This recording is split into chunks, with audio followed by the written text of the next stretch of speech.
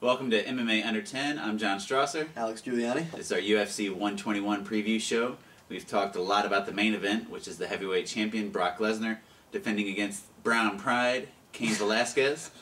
So we're not going to beat it into the ground. Let's talk about the rest of the card, which in my opinion is the best card of the year, and I'm super excited about it. Co-main event, Jake Shields makes his UFC debut against Martin Kampmann. Is Kampmann gonna spoil the party? I hope not. I'm really rooting for Shields in this one. You know, he got the win off Dan Henderson. He's going into the UFC. If he wins this fight, he probably gets a title shot. He should. I would think so. So I'm definitely rooting for Shields in this one. You know, I have high expectations for Jake Shields. He hasn't lost in like 6 years. He's beaten, you know, high-level competition. But I expected great things from Carlos Condit coming in, and Martin Kampmann ruined his debut. So I really don't want a repeat of that. And Kampmann's the kind of guy that could do that. Jake Shields isn't necessarily known for having heavy hands or knockout power. And Kampmann could potentially put Shields out. Yeah. And Dana White would probably kill himself. Nothing against Martin Kampmann, but you know, you have somebody like Jake Shields, you bring him in, you expect him to fight for the title pretty quick. So hopefully Shields gets the victory, fights, you know, the winner of GSP Koscheck, which will be GSP sometime early next year. Also on the card, you got Tito Ortiz looking for his first victory in 4 years against someone who should be easy to knock out because he's deaf, Matt Hamill. Does Tito pick up a victory? I want to see Hamill win, but I don't think it's gonna. I don't think it's gonna turn into a wrestling match. I think they're gonna try to stand just because they're both wrestlers. And Tito apparently already thinks he can knock him out because Matt Hamill's deaf, and apparently that affects your equilibrium. Wow, you can say that word because Tito can't. If you have not seen him on HDNet talking about, you know, being deaf and not having an equilibrium, you should look it up because it's pretty hilarious. You know, I've liked Tito Ortiz for a long time. It's just, you know, I think the sport has kind of passed him by. He says, you know, he hasn't been healthy in forever, and now he's finally healthy. But he says that before every fight, you know. And last time after he lost to Forrest Griffin, he said he had a cracked skull. So it's hard to say, you know, what's true and what's not. You know, it'd be awesome if he could pick up a win here and, you know, get momentum going into the future. I just don't see it happening, unfortunately. You know, Matt Hamill is durable, and, you know, I think he just picks up the win. You also got Paulo Thiago coming off the loss to Martin Kampmann against Diego Sanchez, who has not only lost his last 2 fights, but has been worked over in his last 2 fights. How much of a must-win is this for Diego? Oh, I mean, he pretty much has no choice. I mean, he lost it, you know, he lost against Hathaway, right? Yeah. Yeah, he lost against Hathaway bad, and then Hathaway just, you know, lost in his last card. Yeah, which is crazy. I mean, he beats Diego Sanchez and then loses. But, yeah, I mean, I think it's really do or die for him. You know, I don't expect them to cut Diego Sanchez. But anytime anyone loses 3 in a row in the UFC, you got to be worried about your position in the company. And Paulo Thiago, if he loses this, that'll be 2 in a row. Yeah, and he's no slouch either. I mean, he's going to be tough. You know, I would like to see Diego pick up a win, but, you know, I like Paulo too. Yeah.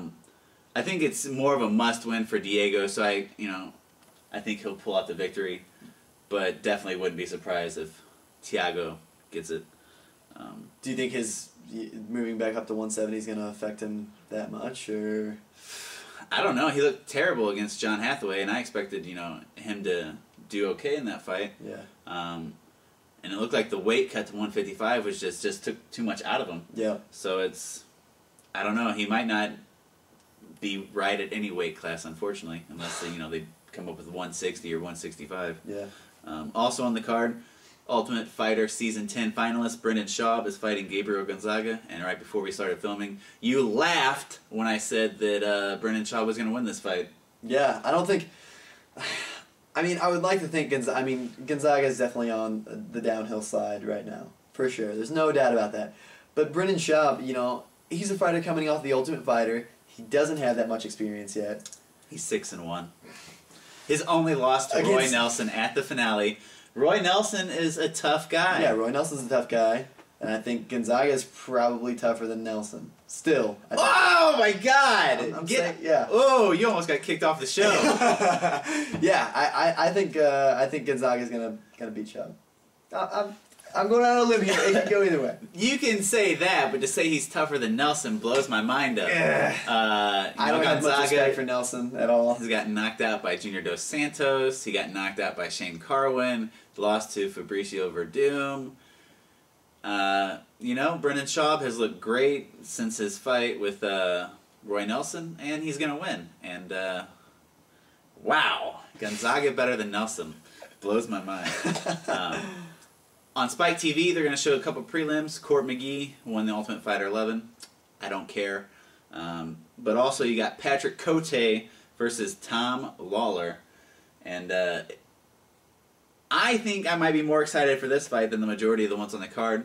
Tom Lawlor is always exciting. Patrick Cote has knockout power. They're both coming off losses.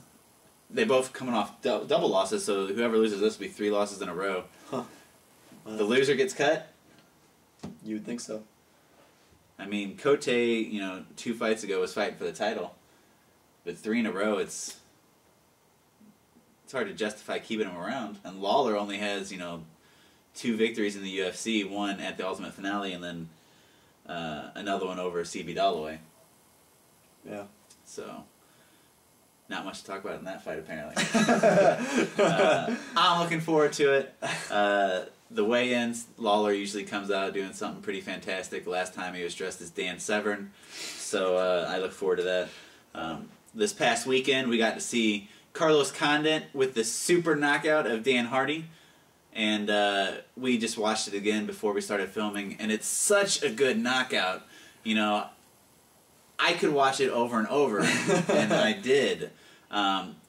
We were talking about it's so close to a double knockout. Yeah. They're both throwing the left hooks, and if Hardy's punch would have just been a little closer, landed right here in the chin. That would have been great, double knockout. Yeah. But as it was, you gave Condit no chance, and I really like Hardy. Woo! Hardy looked good until he got knocked out, and then he looked real good. On the Underground, they were talking about how Dan Hardy said he could beat him with his eyes closed, and they were saying it was a quick stoppage because as soon as he closed his eyes, the ref called it off, but he was just getting warmed up. So, I kind of agree. Maybe it was a quick stoppage. He said he wanted to do it with his eyes closed, and I think he was gonna do that. Yeah. The Underground's usually good for a laugh.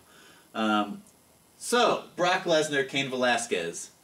Neither one of us work for Fight Magazine, so we're picking Brock Lesnar to win. For sure. I loved the countdown show when he said, after he wins, he's going to drink a Corona and eat a burrito for all the Mexican supporters that are out there for Cain Velasquez. That's amazing. The more I watch about this fight and the preview shows and the prime times, I don't see how Lesnar can lose this fight. I don't either. And I don't see how so many people are projecting Velasquez to win. It's Everyone. Just like, and they're making such a big deal. They're definitely not pushing the whole Mexican factor as much as they were in the first show. I mean, it's mentioned, it's brought up. Whatever. It should be. I agree, but it's just like they're pushing him so much, and I don't think he has that big of a shot. I think they're just trying to push that demographic. Is all. I mean, he's definitely a great contender. I think he's definitely got the speed. And if he does employ the right strategy, like he keeps saying he's going to, maybe he could pull it out. But I don't see it. It's not it wouldn't be the biggest upset ever for Cain to win, in my opinion. But if Cain wins this fight, he loses to Junior Dos Santos in his first defense. Brock is someone that can keep the belt for a long time. Yeah. Cain, I don't see it happening. So we'll see. The people behind Cain are the same people behind Josh Koscheck on The Ultimate Fighter. And we saw how their pick last night worked out when their number 1 pick, I think his name's Mark Stevens, went up against Cote, the guillotine machine, and got guillotined in 20 seconds? Yeah. So, the look on Koscheck's face was priceless. Yeah. He's, even more of a douchebag than I thought he would be. And I cannot wait to see GSP smash him. I couldn't believe how much he was celebrating, after they won, and in the episode before last. It was just it was ridiculous. Really, it was really dumb. MMA under 10, John Strasser, Alex Giuliani. Boom.